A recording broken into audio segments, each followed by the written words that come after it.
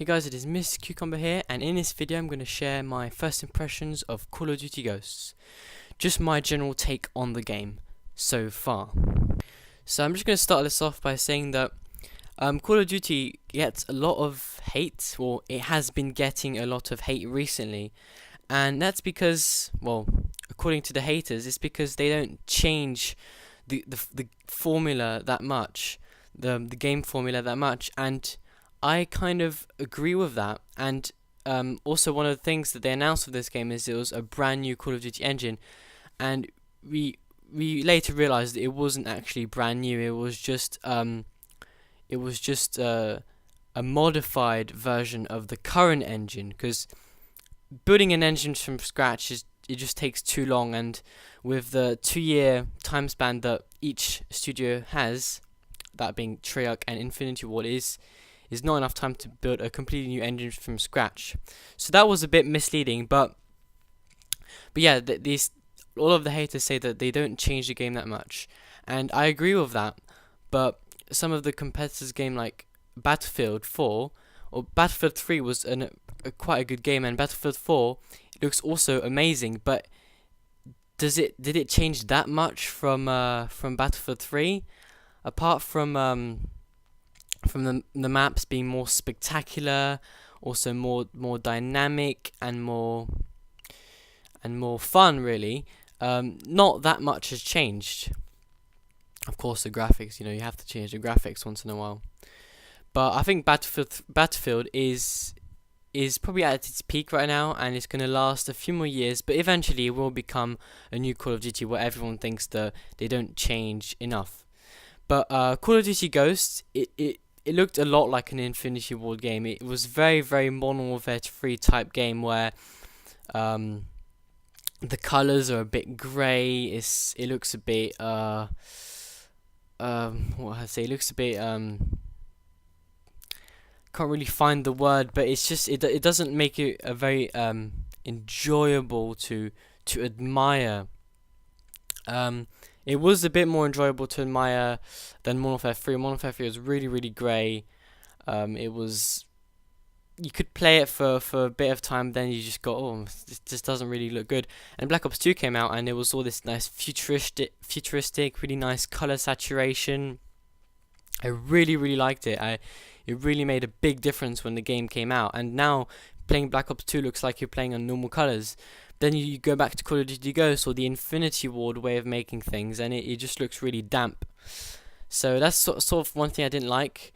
However, at least the graphics were a lot better. But with that said, they were playing it on PCs with Xbox One-like specs. And Mark Rubin, the guy who's in charge of Infinity Ward, did say that the PC version of the game is slightly superior than the next gen as well as current gen versions of Call of Duty Ghosts. But I am still sure that the next gen graphics, like on the PS4 and Xbox One, will still be marginally superior than what we're used to seeing now. And I'm interested to see how it pans out, honestly, because it's different to see a recording of the game than to actually experience the game and how it feels and the graphics yourself. But anyway, enough about that. I am going to share with you what I liked about the game. The first thing that really stood out was the dual render scope on the snipers. Well, it's not a scope, but because previously, I'm sure there's been in previous Call of Duties, when you zoom in with a sniper, you have a black border around it. But in this game, you actually have dual render. So you have the scope part, which is all zoomed in, and you have the all the exterior parts, which is just your normal peripherals. So if someone's coming up on you by the side, you will sort of be able to see it. But to achieve this, again, this is part of the modified version of the engine, which they seem to do quite a good job of, considering that you can do this. So now what it does is it dual renders the screen, so it renders the zoomed part and it renders also the your peripherals. So that is obviously quite processor unit heavy, so CPU heavy. It consumes a lot of the CPU power. So it obviously needs like a powerful system like a next gen console to function. But with that said, they did say that a lot of the features that are that are on the next gen versions of the game will also work on the current gen versions of the game, because bear in mind that these games were built up to support next gen, not current gen. So it was quite a task for them to incorporate some of the next gen features into the current gen, because current gens are 8 years old, and to have like processors and 8-year-old architectures is quite hard to build on. So I'm sure it must have been quite nice to finally get like more PC type games on console, because PC always bragging about them being all superior and all that. But yeah. Anyway, next, what I also really liked is the perk system. I really like the perk system. So other people made videos on this, but I'm just gonna quickly touch it. Basically, now you have a perk. You have points. So you have a perk that are worth points. 1 to 5, and you have 8 points to spend. So some big perks are worth 5 points, or perks that would be really nice, or are worth 5 points, and some really basic perks will only be worth 1, and some will be worth 2, some 3, some 4, and eventually I think there's one that's worth 5 points. So the one that's worth 5 points is basically a perk that, as you increase your streak, you increase a chance of dealing higher bullet damage to your enemy.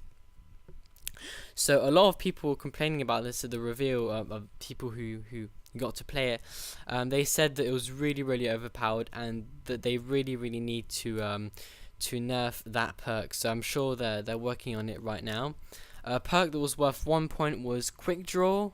There were loads more, of course. There's now 7 tiers as opposed to 3 tiers which we're used to seeing now.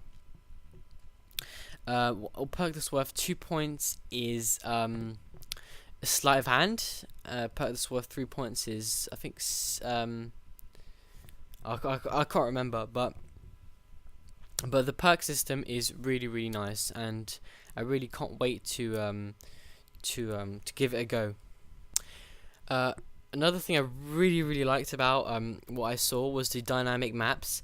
So they obviously saw how Battlefield and the Frostbite engine is dealing with dynamic maps, and they thought, hey, this would be really cool. So yeah, so they're incorporating dynamic maps now. Just like Battlefield 3, not every single object is destructible. But the reason why Battlefield just seems to have like a lot more things that are destructible is because the maps are significantly larger. But in this game, it's the same, pretty much the same. Not everything is destructible, because in Call of Duty fast-paced games, C4s and cross-map nades, if everything was destructible, the map would be just flat in like within the first 5 minutes of the game.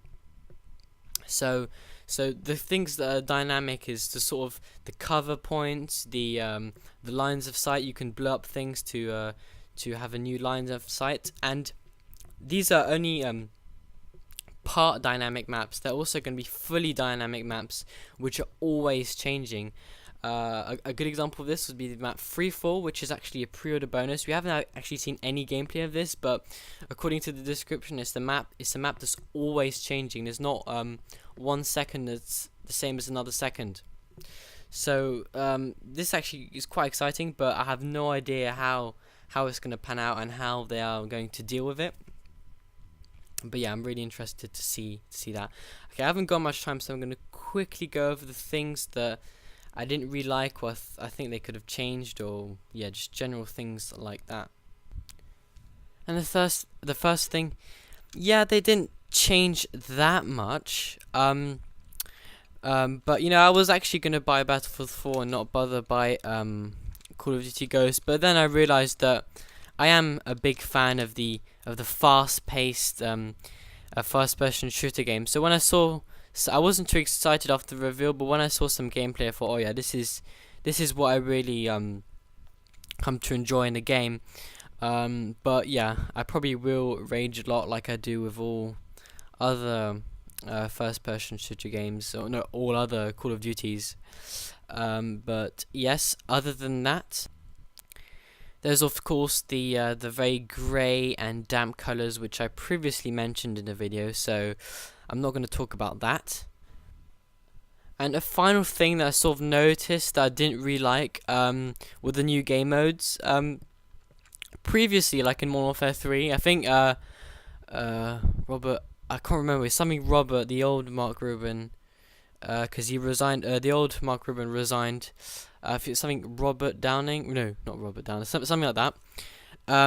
He was much better at coming out with game mode ideas. You know, things like Infected. What else was there? There was the one where you drop the care packages. I can't remember the name of that. But these ones, they didn't seem like that innovative. They just seemed like just game modes for the sake of saying and being able to brag about having new game modes. And they weren't honestly that fun. Like Cranked, okay, you have to get a kill, otherwise you explode. I suppose like you won't get too many campers, but other than that, it's not like something really, really fun and new like Infected was.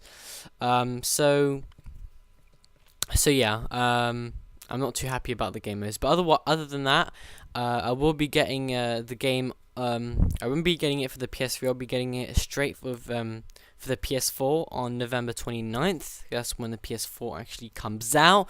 It comes out 2 weeks later here. And I'm really pissed off about that because I want it to come out at the same time everywhere and not like have the Americans get it 2 weeks earlier. I just find it really stupid.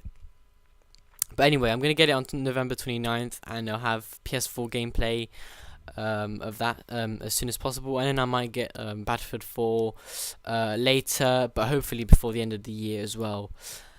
Maybe for like a Christmas gift or something like that. But anyway. Hope you enjoyed the video. I'm going to have the monitor review coming out soon, so look forward to that. And yeah, see you in my next video. Goodbye.